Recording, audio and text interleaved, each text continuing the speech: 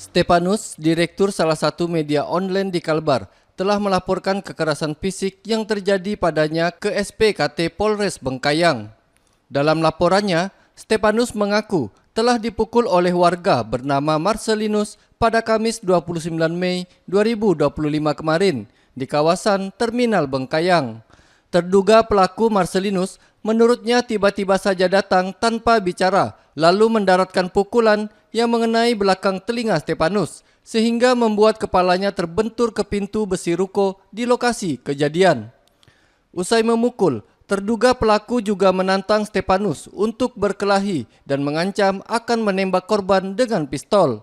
Menanggapi peristiwa ini, Ketua Ikadin Kalbar, Daniel Edward Tangkau, pun merasa prihatin dan berharap polisi segera menindaklanjuti laporan korban. Kepentingan itu maka dia dilindungi oleh undang-undang. Wartawan ini tidak boleh dipukul-pukul, tidak boleh. Perbuatan pidana yang dilakukan oleh orang yang memukul wartawan ini itu kena pasal penganiayaan. Ancamannya bisa ditahan, pasalnya 351, ya kan? Nah, dan ini yang harus ditindak.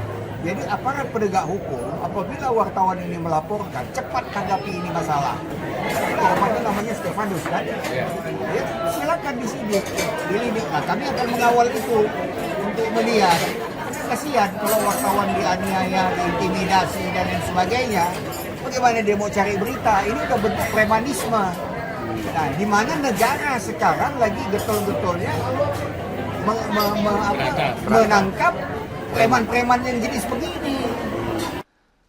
Senada dengan Daniel, Ketua Perkumpulan Pemimpin Media Independen atau P2MI wilayah Kalbar, Thomas Mamahani, juga berharap pihak kepolisian dapat memberikan kejelasan hukum bagi korban dan pelaku, sehingga ke depan peristiwa serupa tak lagi terjadi.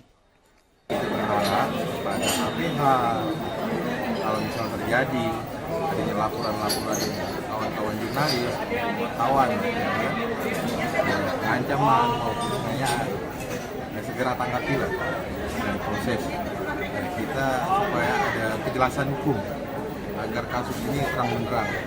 Mudah-mudahan kedepannya di Kalimantan Barat tidak terjadi lagi hal-hal yang mengancam kinerja jurnalis maupun wartawan di Kalimantan Barat. Setelah laporan korban Stepanus diterima di Polres Bengkayang, terduga pelaku Marcelinus bersama istrinya pun turut membuat keterangan pers. Dalam keterangannya, Susi, istri dari Marcelinus, membantah bahwa suaminya telah melakukan kekerasan secara sengaja kepada Stepanus.